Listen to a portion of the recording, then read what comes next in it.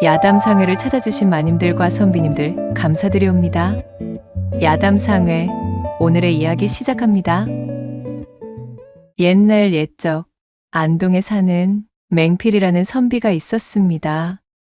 근본 한양에서 개최되는 과거 시험을 보기 위해 한양까지 먼 걸음을 재촉해 당도하였으나 그런 맹필을 놀리기라도 하는 듯 그는 이번에도 보기 좋게 낙방하고 말았답니다. 매번 죽을 둥 살 둥 책을 붙들고 고민하며 씨름한 부부는 출제되지 않고 공부할 필요가 없을 것 같다며 한쪽으로 치워둔 부분에서만 문제가 출제되고 있으니 맹필은 참으로 죽을 맛이 아닐 수가 없었지 뭐겠어요? 그리하여 씁쓸한 낙방에 고배를 마시고 고향 땅으로 돌아오는 길, 맹필은 낙방의 쓰린 속을 달래기 위해 저작거리의 한허름한 주막에 들렀습니다. 참으로 내게는 더 이상 입신양명의 꿈을 꾸는 것조차도 사치가 되어버린 모양이로군. 아주 입맛이 씁쓸한 것이 염통이 갑갑해 돌아가시겠도다. 도대체가 이것이 정녕 나의 길이 아닌 것인가? 이게 벌써 몇 번째냔 말이던가. 이 정도로 한양과 벼슬길에 연이 없다 하면 내 적성에 맞지 않는 글 공부도 여기서 이만 접어야 하는 것이 아닌가 모르겠구만. 맹필의 한탄이 깊을 만도 한 것이 그는 벌써 3번이나 과거에 낙방한 터였습니다. 게다가 이번 과거로 출제된 시제는 비록 맹필이 열심히 공부하지 않은 부분이라고는 하나 글 공부에 몸담고 있는 선비라면 누구라도 그리 까다롭지 않게 써내려갈 수 있는 문제였기에 예년보다 통과자들이 많다는 소리까지 들어버린 후였습니다. 사정이 이리 되었으니 맹필은 자신의 신세가 더욱 서글퍼질 수밖에 없었지요. 말이 선비지 벼슬길에 오르지도 못해 밥값도 못하는 삼류한량이 된 기분이었으니까요. 특히 이런 맹필을 더욱더 불안하게 만드는 것은 거듭된 낙방을 경험할수록 점점 더 낙방에 익숙해지는 자신을 마주하는 일이었습니다. 이대로 지내다 보면 필시 과거에 통과하는 미래는 오지 않을 것이라는 생각이 미치자 그는 덜컥 겁까지 나고 있었지요. 맹필은 깊은 한숨을 푹푹 쉬며 복잡해진 머리를 싸매고 주모를 호출했습니다. 보시오 주모, 여기 국밥 하나 내어주시구려. 오마나 선비님, 그 훤칠하신 낯에 그늘이 그득하신 것이 한양 바닥 걱정이란 걱정은 죄 무하다가 선비님께서 다 싸질머지신 얼굴이십니다 그려. 당최 어인연유로 그리 빛 좋은 얼굴에 어두컴컴 수심이 가득한 게랍니까요? 주모의 농을 받아치지도 못할 만큼 아주 고된 근심이 가득하여 그러하오. 유생의 길을 걸으며 선비로서 과연 내가 가야 하는 길이 이 길이 맞는지 내 오늘 찬찬히 한번 따져봐야 한다는 말씀이지. 그러니 국밥이랑 탁배기도 좀 곁들여 내오시오. 맹필의 반듯한 이목구비를 보고 콧구멍을 실룩이며 끈적대던 주모는 입술을 삐죽이고는 부엌으로 들어가 버렸고 이내 국밥과 탁배기상을 솜씨 좋게 내왔지요. 맹필은 시름을 잊고자 고개를 떨구고 주모가 내온 국밥과 탁배기를 입안에 털어넣기 시작했습니다. 그런데 바로 그때였답니다.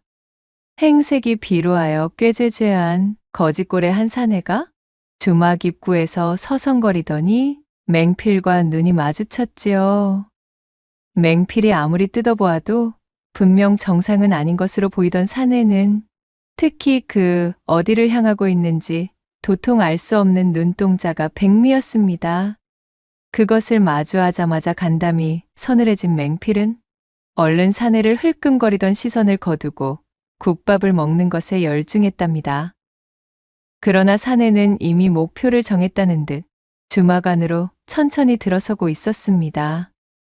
으잉, 헛주, 아니 이게 누구야? 어디서 익숙한 고약하기 짝이 없는 악취가 풍긴다 허였더만. 아니 저 미친 점쟁이 놈이 또 와서 기웃거리네. 야 이 인간아, 썩 나가렸다. 또 뭔 되도 않는 소리를 씨부리면서 손님들 내쫓을 참인 거여? 그를 발견한 주모가 대번에 이맛살을 찌푸렸습니다. 보아하니 이런 일이 한두 번이 아닌 모양이었지요.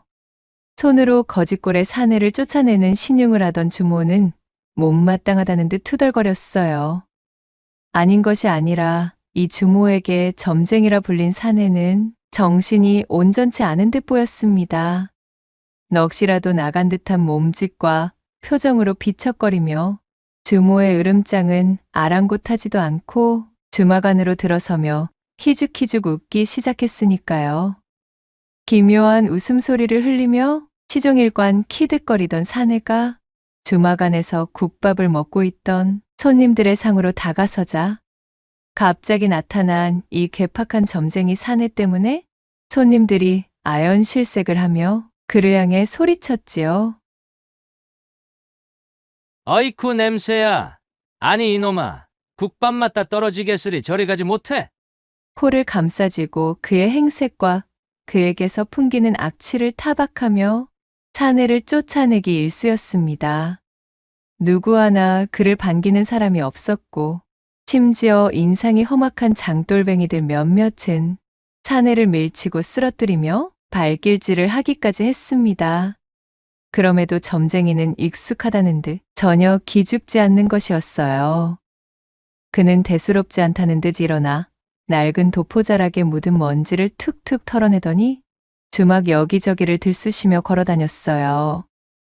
이윽고 이 정신 나간 점쟁이는 혼자 국밥을 먹고 있던 맹필의 앞까지 당도하였습니다.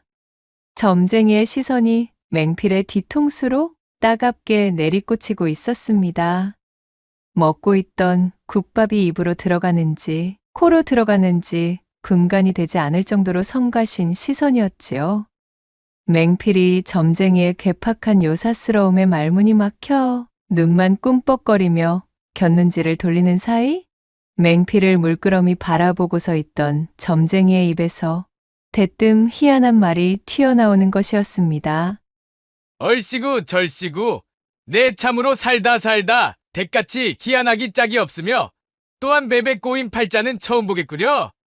이게 잘 풀릴 팔자 같으면서도 또한 당으로 곤두박질 칠 것도 같은 팔자인데 이제와 자세히 보니 팔자에 아주 낙방의 흉운이 덕지덕지 끼어있구만 그려. 어디 보자. 지금까지 3번이나 주르르 미끄러졌으나 앞으로도 미끄러져야 할 낭떠러지가 수천 갈래 길이라. 내년에도 떨어지고 그 후년에도 또 떨어질 것이고 크크. 아니, 무엇이란 말이오? 그 말을 들은 맹필이 깜짝 놀라 점쟁이를 올려다보는데 주모가 쿵쿵거리는 발걸음으로 부엌에서 뛰쳐나와 점쟁이를 향해 고함을 꽥 던지며 역정을 냈습니다. 아이고, 참말로 돌아가시었구먼. 진짜? 이 망할인가나 썩 꺼지지 못해. 이거 재수없게 손님들 상에서 못하는 것이여?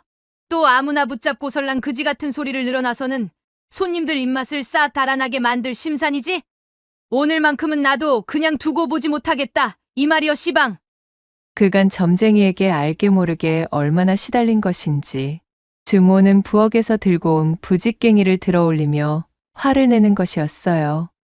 그녀가 악에 받쳐 점쟁이를 내쫓으려는 것을 맹필이 막아서며 말했습니다. 자, 주모, 진정하고 내 입은 밥값을 낼 터이니 국밥이나 하나 더 말아다 주시오.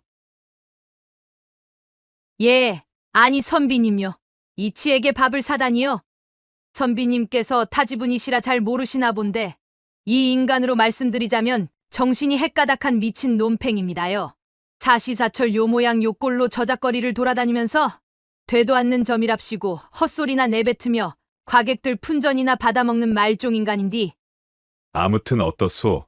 차어서 국밥이나 한 그릇 내오시구랴. 자자, 탁배기도 한 오리병 더 내와 주시고. 이해할 수 없다는 얼굴을 한 주모를 부엌으로 쫓아버린 맹필은 점쟁이를 자신의 자리 옆에 앉히며 물었습니다. 아니, 이보시오. 거 참으로 신통하기 그지없는 양반이시오 그래? 선생께서는 내가 과거에서 3번이나 떨어진 것을 대체 어찌 알았소이까? 그러자 점쟁이가 키득거리며 턱짓으로 탁배기 호리병을 가리켰고 맹필은 재빠르게 탁배기 한 사발을 따라 점쟁이에게 건넸지요. 기세 좋게 한 사발을 비워낸 점쟁이가 턱을 쓸며 대답했습니다. 아, 어찌 알긴? 당신 이마에 대문짝만하게 쓰여 있는데 그것도 못 짚으면 점쟁이 노릇 때려쳐야지. 그럴 리가 없다는 것을 알면서도 맹필은 자신도 모르게 제 이마에 글씨가 써져 있는 양 손을 들어 올려 만져보았습니다. 분명 이 점쟁이는 예서 한참이나 떨어진 안동에 살고 있는 자신과는 일면식도 없을 터인데 자신의 과거를 모두 꿰고 있는 이 점쟁이가 필시 예사 사람이 아니라는 확신이 들었지요. 맹필은 더욱 점쟁이 곁에 바짝 다가앉아 물었습니다. 저기, 선생님, 아니 도사님이시여. 그럼 하반기에 실시하는 과거는 어떻습니까? 고겨라도 가망이 보이겠습니까? 점쟁이는 입을 닫고 뜸을 들이며 다시 턱짓을 하였고 맹필은 불이 나게 주모가 가져온 호리병을 통째로 점쟁이에게 내밀었지요.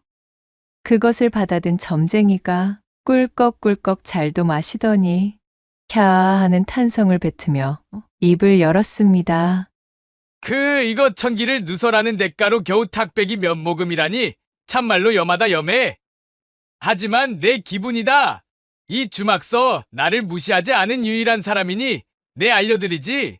외수염의 잉어를 제 집으로 돌려보내주면 돼. 그럼 필시 그 은덕이 그 짝내 꽉 막힌 팔자를 다시 뚫어줄 통로를 마련할 것이구먼. 암 틀림없고 말고. 외수염의 잉어? 점쟁이의 뜬모를 소리를 그대로 따라하던 맹필이 도대체 무슨 소리인지 모르겠다는 얼굴로 반문했지요. 아니 도사님, 그게 무슨 소리입니까? 외수염의 잉어라니요?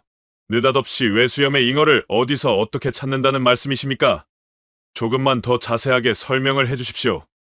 잉어를 제 집으로 돌려보내라니 너무 뜬구름을 잡는 이야기잖습니까? 그건 뭐 굳이 내가 더 이야기할 필요도 없는 것이라네. 아차차, 그리고 말이야, 자네의 막힌 과거우는 외수염 잉어가 뚫어줄 수도 있으나 그 뒤가 더욱 문제라 이 말씀이지.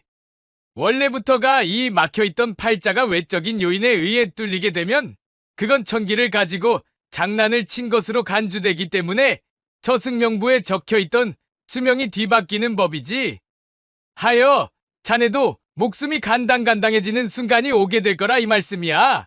그때를 대비하여 내 충고 한마디 해주겠네. 그러더니 점쟁이는 볼품없는 염소 수염을 가다듬으며 뜬모를 소리를 늘어놓기 시작했어요. 산에서는 사타구니 사이에 쏙 말아 넣으시게. 절대 내보이지 말고 말이야. 그래야 자네가 살아. 있어도 반드시 없는 척하라 이 말일세. 예, 사타구니에 뭘 어쩌라고요? 아니, 좀 알아들을 수 있게 말씀을. 맹필이 다급한 목소리로 점쟁이를 채근하였으나 그는 탁배기 호리병을 집어들고는 말끔히 비우더니 이내 자신의 할 말을 모두 다 해주었다는 듯 씩 웃었지요. 그러더니 그는 몸을 일으켜 비척거리는 걸음으로 주막을 빠져나가 버렸습니다. 수수께끼 같은 소리만 잔뜩 뱉어놓고 사라진 그의 뒷모습을 멍하니 쫓고 있던 맹필은 외수염의 잉어라. 있어도 없는 척 사타구니 속에 말아 넣어야 내가 산다? 라며 점쟁이가 남긴 말들을 연신 중얼거리면서 이 기이한 만남을 한참이나 곱씹고 있었답니다.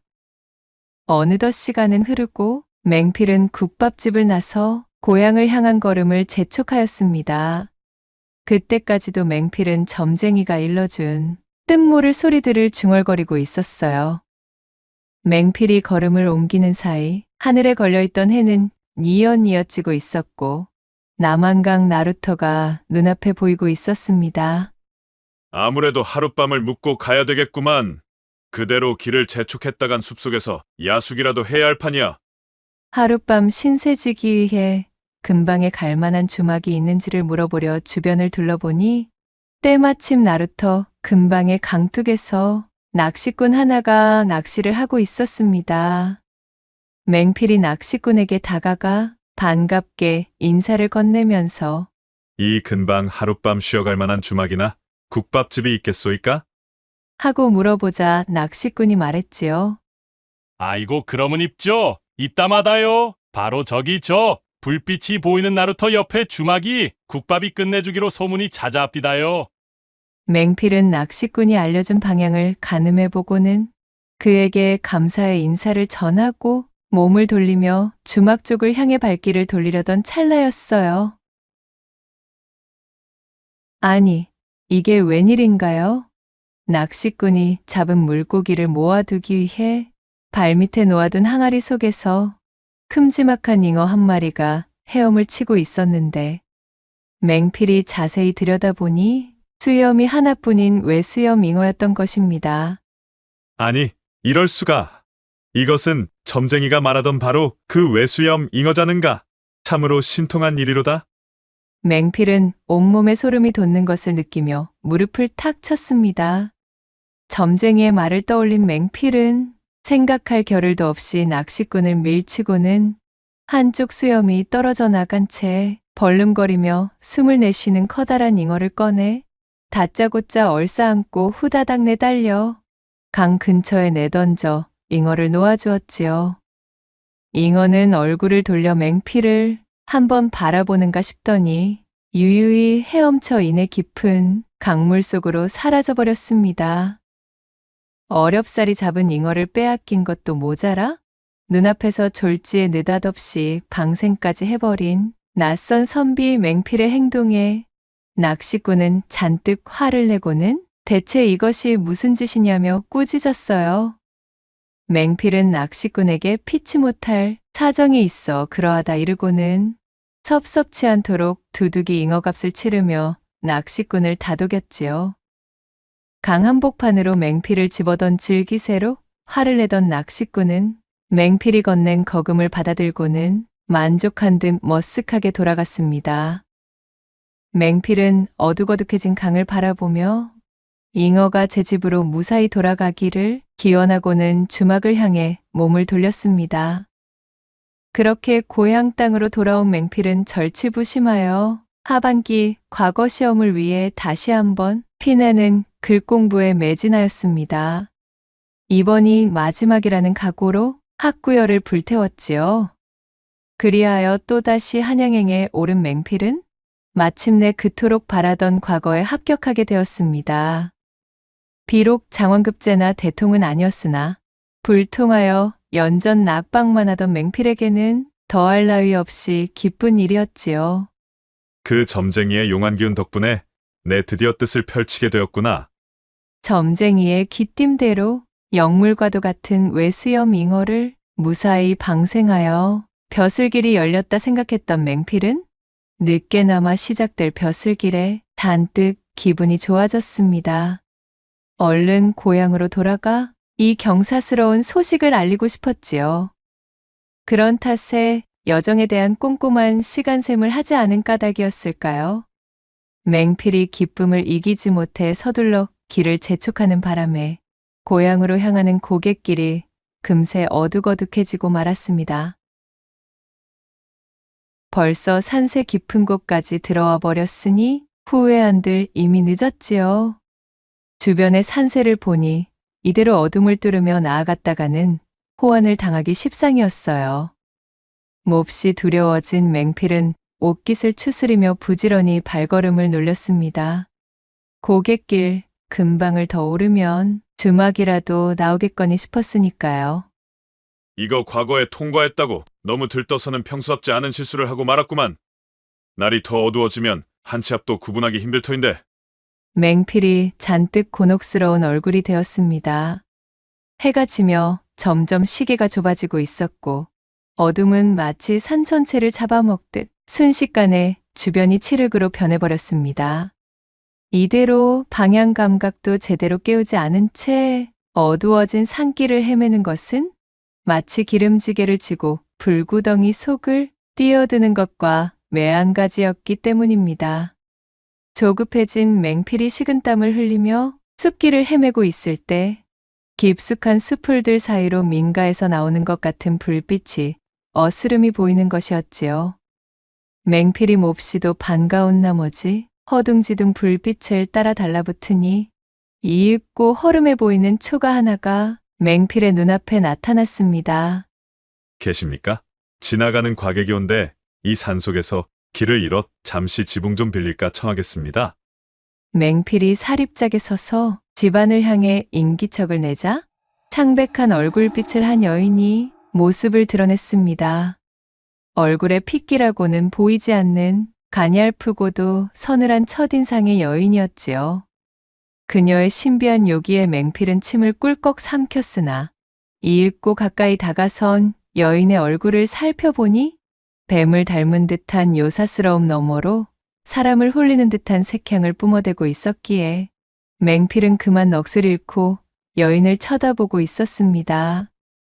그때 어딘가 몹시 괴이한 평범한 사람의 것이 아닌 억양으로 여인이 말했지요. 어머나, 이 외딴 산길에서 길을 잃으셨다고요. 그거 참으로 잘 아니, 곤욕을 치르셨겠습니다. 이곳은 지나가는 인적이 드문 데다가 또한 인가라고는 저희 집뿐인 곳입니다. 때때로 산세의 기이한 기운에 이끌려 이곳까지 당도하여 길을 잃는 나그네 분들이 계시지요. 선비님도 그런 분들 중 하나신 듯합니다. 자, 무심결에 이야기가 길어졌습니다. 어서 안으로 드시지요. 여인의 음성은 감정이 느껴지지 않는 고요하면서도 생경한 어투였기에 맹필은 잔뜩 긴장을 하고는 여인의 안내를 받아 집 안으로 들어섰습니다. 이윽고 여인은 방 하나를 내어주고는 말했습니다. 사정이 있어 저 홀로 지내는 거처이오니 부담은 느끼지 않으셔도 됩니다. 그럼 푹 쉬시지요. 고개를 숙이며 맹필에게 인사한 여인은 이내 사라져버렸고 맹필은 알 수 없이 이끌리는 춘심에 심장이 두근거리고 있었습니다. 누가 봐도 그는 이 여인의 요기에 홀딱 빠져버린 듯 보였어요. 평소답지 않게 호흡이 가빠지고 어딘지 모르게 조급해지는 것이 뭔가 대단히 잘못되고 있는 기분이었습니다. 사정이 있어 홀로 지내고 있으니 부담을 느끼지 말아달라? 하면 이것은 반대로 이야기하면 홀로 지내고 있기에 누구 하나 간섭할 리가 없으니 내 뜻대로 행하여도 눈을 감아주겠다는 소리가 아니던가? 그것이 아니라면 어찌 저 여인이 구구절절 자신이 혼자 지내는 중이며 또한 인적이 드물다는 말까지도 친절히 설명했다는 말인가? 이는 필시 저 여인도 내게 원하는 바가 있기 때문이 아니겠는가 말이야. 맹필은 여인의 말 한마디 한마디에 의미를 부여하며 걷잡을 수 없이 뛰는 심장을 부여잡고 흥분을 감추지 못했어요. 빼어난 색향을 풀풀 풍기고 있는 저 기묘한 분위기의 여인이 마치 자신을 향해 거부할 수 없는 유혹의 신호를 보내고 있는 것만 같았습니다. 평소의 맹필이라면 결단코 그럴 리가 없었겠으나 지금의 맹필은 어딘가 단단히 홀리기라도 한 듯 이성적인 생각을 전혀 할 수가 없는 상태였지요. 결국 맹필은 자리를 박차고 일어나 여인이 기거하는 방으로 무작정 찾아 들어갔습니다. 어머, 무슨 일로 제 방까지 찾아오셨습니까? 혹여 어디 불편하신 것이라도 있으신지요? 아, 그러니까 그것이 다름이 아니라 기세 좋게 들이닥쳤으나 생각해보니 만난 지 얼마 되지도 않은 사이에 첫눈에 춘심을 느꼈다는 말을 꺼내기도 민망했고 그렇다고 더 좋은 핑계도 떠오르지 않았던 맹필이 어리바리되는 사이 여인은 맹필의 두 눈을 뚫어지게 바라보고 있었습니다. 참으로 기이하고도 묘한 매력을 가진 눈이었어요. 여인은 한술 더 떠 의미를 알 수 없는 오묘한 미소까지 흘리기 시작했습니다. 그 모습을 보고 맹필은 저 여인도 자신에게 분명 마음이 있음을 확신했어요. 뜨거운 시간을 보낼 수도 있겠다는 생각에 이게 웬 떡이냐며 쾌재를 부르려던 맹필이 그녀 쪽으로 한 걸음 더 다가서려는 찰나였지요. 헌데 그녀의 방 뒤편 병풍에서 뭔가 알 수 없는 소리가 들려오는 것이었습니다. 그것은 어딘가 상당히 몸 상태가 좋지 않은 듯한 사내가 낮게 신음을 흘리는 소리와도 닮아 있었습니다. 그리고 그것은 자연스레 들을 수 있는 소리와는 거리가 멀었고 마치 누군가에게 도움을 요청하는 듯 애타는 목소리였지요. 잔뜩 홀려있던 맹필의 뒷덜미에 소름이 확 끼쳤습니다. 분명 맹필의 귀에 똑똑히 들리고 있는 소리였음에도 여인은 마치 그것은 맹필이 환청을 듣는 것이라는 듯 이곳에는 아무런 소리도 들리지 않는다는 듯 아무런 걱정도 할 것 없다는 투로 보내고 있는 여인의 자기적인 시선 때문이었지요. 여인은 평온을 가장한 이질적인 표정으로 시치미를 떼며 맹필이 다가오기만을 기다리는 모양새였습니다. 거미가 먹잇감을 노리며 거미줄 한가운데 앉아 그 기다랗고 매혹적인 다리를 쫙 펼쳐 고관을 드러내놓고 있듯이 말입니다. 순간 퍼뜩 정신이 든 맹필은 제 이마에 흐르는 식은땀을 훔치며 여인에게 말했어요. 아닙니다. 그저 낭패를 볼 뻔했던 저를 도와주셔서 참으로 감사하다는 말을 거듭 전하려 들렀던 것이오니 이만 편히 쉬십시오. 저는 건너가 보겠습니다. 그리고는 허겁지겁 여인이 자신에게 내어준 방으로 돌아온 맹필은 제 두 뺨을 사정없이 때리며 정신을 차리려 애쓰기 시작했지요.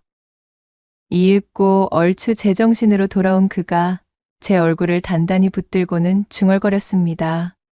내 비록 신중치 못하여 별 수 없이 예까지 흘러들어 하마터면 저 여인과 경을 칠 뻔까지 하였으나 여인의 미색과 요기로 보건대 이곳은 필시 산자가 머물 만한 공간은 아닌 것 같구나. 방금만 하더라도 평상시에 나였다면 초면에 여인이 홀로 기거하는 방으로 불쑥 들어간다는 것은 상상조차 할 수 없는 일이지 않은가. 분명 나를 홀리게 만들려는 심사님이 분명하렸다. 게다가 아까 전 병풍 뒤쪽에서 희미하게 새어나왔던 그 소리는 분명 도통에 찌들어 있는 사내의 목소리였어. 아무래도 이거 정신을 단단히 차려야 할지도 모르겠도다. 정신을 차리고 생각해보니 상식적으로 이 깊은 산중에 쓰러져가는 초가에서 저리도 젊은 여자가 홀로 지내고 있다는 것부터 의심이 아니 될 수 없는 상황이었습니다. 게다가 아무런 의심과 경계도 없이 외간 사내를 집안으로 들이는 것도 묘하게 수상했던 지점이었어요. 몽롱하던 정신이 완벽하게 되돌아온 맹필은 조심스럽게 짐보따리만 방 안에 풀어둔 채 살그머니 빠져나왔습니다. 그리고는 집안 여기저기를 살펴보기 시작했지요. 만약 여인의 말이 사실이라면 도움을 준 여인에게는 크게 신뢰되는 행동이겠으나 아무리 보아도 수상쩍은 형국투성이다 보니 만일의 사태를 대비하는 것이 좋을 것 같구나. 일찍이 맹필은 매번 낙방하느라 멀고도 험하기로 유명했던 한양행 여정에 자주 올랐던 탓에 저작거리에서 장돌뱅이들이 나누는 시시콜콜하고 잡다한 이야기를 귀담아 들을 기회가 많았습니다. 그 중에서도 해가 떨어진 산길을 다닐 때는 반드시 요사스럽고 믿기 힘든 일이 벌어지는 것을 경계하라던 장돌뱅이들의 충고를 떠올린 맹필은 정신을 단단히 차려야 함을 알고 있었지요. 그렇게 맹필이 집안 곳곳을 살펴보던 때 헛간으로 보이는 낡은 구조물에서 수상한 소리가 새어나오는 것을 알아차렸습니다. 맹필이 조심스럽게 다가가 벌어진 틈으로 귀를 가져다 대자 헛간 속에서 웬 사내의 힘에 붙인 숨소리가 들리는 것이었어요. 가만히 생각해 보니 그것은 아까 전 여인의 방 뒤편에 놓여있던 병풍 쪽에서 흘러나오던 바로 그 탁성이 아니겠어요? 맹필이 조금 더 집중하여 귀를 쫑긋 세우니 이윽고 집주인 여인의 목소리가 들려왔습니다. 네 이놈, 얌전히 있으라 하였더니 그새를 참지 못하고 고채느냐? 하마터면 내 놈이 쓸데없이 소리를 내는 바람에 새로 들어온 먹잇감이 내 최면술에서 벗어나 눈치를 챌 뻔했지 무엇이더냐? 뭐 아무튼 너에게도 황천길 동무가 생기게 되었으니 오늘은 아주 운이 좋은 날이로구나. 이렇게 싱싱하고 맛이 좋아 보이는 육질의 사내가 둘씩이나 굴러들어오다니 말이야. 내 너희 양기를 남김없이 빨아들여 천년을 기다려온 내 승천의 시간을 앞당겨주마. 날카로운 목소리로 섬뜩한 말을 뱉어내는 여인의 태도에 맹필은 온몸에 소름이 돋아버렸습니다. 인간이 아닐 것이라 어렴풋이 짐작은 하고 있었지만 막상 실제로 닥치니 두 다리가 사시나무 떨리듯 요동치고 있었지요. 맹필이 헛간에 벌어진 틈으로 눈을 가져다 대자 몽롱한 눈빛으로 입을 벌린 채 정신을 차리지 못하는 한 사내의 모습과 그 사내의 하초에 달라붙어 있는 여인의 모습이 보였습니다. 사내는 여인에게 단단히 홀린 듯한 초점 잃은 동공으로 얼이 빠진 사람 마냥 널브러져 있었어요. 여인은 싱긋 웃으며 사내 위에 올라가 둔부를 끼워 맞추더니 그야말로 천지가 요동할 정도의 괴이한 움직임으로 사내를 타기 시작했습니다. 분명 맹필의 눈에 보이는 여인의 요분질 속도는 신속에 견줄 만큼 빠르고 격렬했지만 을에 생겨야 할 진동이나 소음이 전혀 나지 않는 기묘한 우느지정이었지요.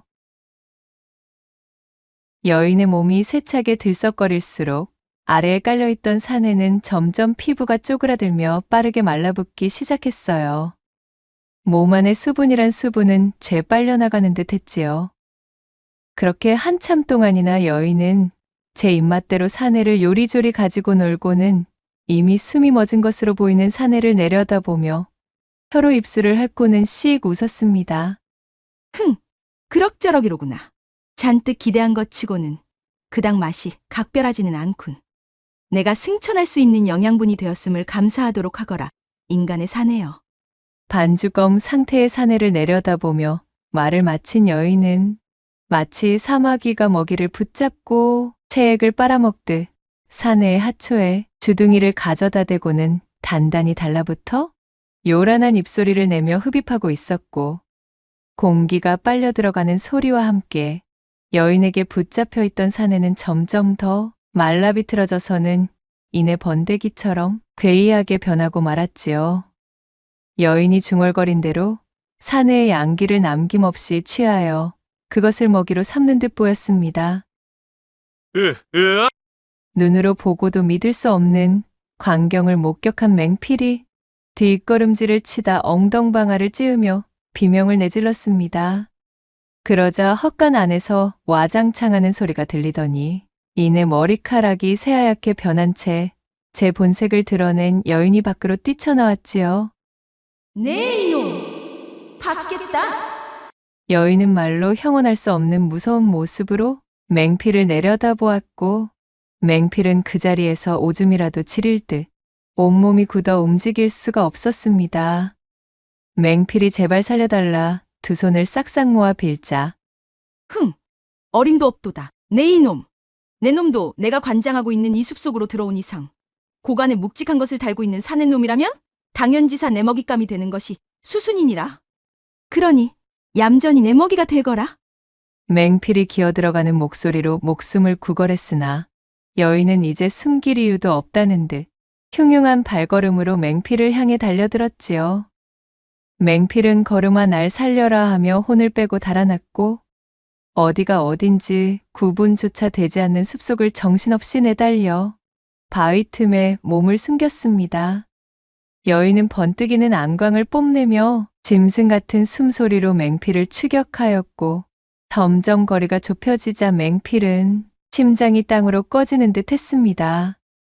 이제는 꼼짝없이 저 요괴에게 붙잡혀 죽을 운명이로구나 싶었던 바로 그때 맹필의 머릿속에 일전 점쟁이가 귀띔해 주었던 일련의 말들이 주마등처럼 번뜩 스쳐 지나갔지요. 아까 전 저 요괴가 고간에 묵직한 것을 달고 있는 사내라면 모두가 자신의 먹이가 된다고 하질 않았던가? 하면 분명 점쟁이가 내게 말해준 그 수수께끼 같은 말도 어쩌면 이 일을 미리 예견한 것이 아니었던가? 그때 그는 내게 반드시 있어도 없는 척 사타구니 사이에 감추어야 살아난다고 하였겠다. 맹필은 그 즉시 바지춤의 허리를 감싸고 있던 천을 풀어 자신의 약물을 동염해 허벅지 사이로 통과시키고는 사타구니 뒤로 넘겨 감추었습니다. 제 스스로도 이 짓을 하고 있는 자신이 어처구니가 없었지만 당장 점쟁이의 말대로 할 수 있는 방법은 이것밖에 없다 여겼던 게지요. 뭐라도 하지 않으면 눈앞에 저 기세등등한 요괴의 한 끼 식사가 될 참이었는데 못할 것도 없었습니다. 이윽고 맹필을 찾아낸 여인이 천지를 찢을 기세로 달려들다가 맹필의 목덜미에 코를 묶고는 킁킁 냄새를 맡기 시작했습니다. 어라? 어라라? 이게 어찌된 일이지? 내 놈, 아까와는 냄새가 변한 것 같은데? 무언가 이상하다는 것을 눈치챈 듯 여인은 점점 맹필의 하초를 향해 코를 가져다 대며 냄새를 맡기 시작했고 이내 맹필의 하의를 벗겨내 사타구니 뒤로 넘겨 감춰놓은 맹필의 하초를 보고는 있어야 할 것이 없음에 어이가 없다는 투로 버럭 소리를 지르며 외쳤지요. 아니, 이게 무슨 경우야? 너, 이 약삭빠르기 짝이 없는 놈아. 있어야 할 것이 없질 않느냐? 그게 없으면 나는 너를 먹을 수가 없다 이 말이다. 불벼락을 뿜는 듯 여인이 노여워하며 고함을 치자 맹필은 벌벌 떨며 모기 소리처럼 꺼져 들어가는 소리로 순간적인 기지를 발휘해 변명을 지어내기에 이르렀지요. 물론 나는 사내임에는 틀림이 없지만 안타깝게도 가진 것이 없는 비루한 선비일 뿐이오. 당신이 얼마나 사내들의 행태에 대해 꿰고 계신지는 모르겠사오나 보통 나처럼 형편없는 사내들이 술 한잔 걸치고 싶을 때 유일하게 저당 잡을 수 있는 것이 딱 하나 있다오. 그것이 바로 이 쓸 일도 없이 거추장스럽게 달려있는 약물을 저당 잡히는 것이오. 나 역시 내 약물을 맡기고 저작거리 주점에서 외상으로 술을 마셨소이다. 그러나 내 가진 돈이 없어 아직도 외상값을 치르지 못하여 약물을 돌려받지 못했을 뿐이라오. 그 말을 들은 여인은 하늘을 향해 고개를 들어올리고는 짐승처럼 포효하더니 말했습니다. 참으로 황당하기 그지없구나. 내 그간 천년에 가까운 시일 동안 사내의 양기를 빨아 승천할 날만을 기다려왔거늘 사내라는 놈이 물건 하나 간수하지 못해 저당을 잡히다니. 너처럼 한심하고도 한심한 사내놈은 일찍이 처음 만나보는구나. 어이구, 죄송합니다요. 허나 어쩌겠습니까? 인간들이 사는 세상은 눈 뜨고 약물 베어간다는 말이 있을 만큼 지독하고도 혹독한 곳이니 말입니다. 맹필의 한탄을 들은 여인은 눈살을 찌푸리며 묻는 것이었어요. 허면 저당 잡힌 약물을 돌려받을 수 있도록 내 그 값을 내어주면 너는 약물을 찾아와 내게 바치겠느냐? 내 이제 승천할 날이 고지거늘 내 놈 때문에 일정을 방해받으면 안 되니 하는 소리다. 물론입니다. 여부가 있겠습니까요? 여인은 한심하다는 표정으로 맹필을 바라본 후 혀를 차고는 허공을 향해 손짓을 하였고 맹필의 눈앞에 은괴 하나가 툭 떨어졌습니다. 어안이 벙벙해진 맹필이 은괴를 물끄러미 내려다보자 여인이 그르렁대며 말했습니다. 내 살다 그것을 맡기고 술을 바꿔먹는 얼빠진 사내놈은 처음 보는구나. 이것을 가지고 물건을 찾아온 뒤 다시 오거라. 그러더니 여인은 더 이상 상대하는 것도 시간 낭비라는 듯 회액 몸을 돌려 자신의 초가 방향으로 돌아가 버렸고 맹필은 다리에 힘이 풀려 풀썩 그 자리에 주저앉고 말았습니다. 어두운 숲속에서 풀벌레 소리와 새 소리가 들려오자 맹필은 실없는 웃음을 터뜨리며 중얼거렸지요. 그 점쟁이에게 탁배기와 국밥을 사주길 참으로 잘했구먼. 이거 정말 기껏 얻은 벼슬맛도 미처 못 누려보고 꼼짝없이 귀녀에게 홀려 항천을 건널 뻔했으니 말이야. 맹필은 얼빠진 몸을 겨우 추스려 여인이 내어준 은괴를 품에 갈무리했지요. 어찌되었든 목숨을 담보로 건 흥정에서 보기 좋게 얻은 전리품이니 이것으로 노자와 선물을 마련하여 고향으로 돌아갈 심산이었습니다. 이후 맹필은 뒤도 돌아보지 않고 산에서 도망쳐 내려왔답니다. 혹여나 자신을 쫓아올까봐 맹필은 산을 벗어나는 그 순간까지 사타구니 안쪽으로 밀어넣은 약물을 원래대로 돌려놓지 않았지요.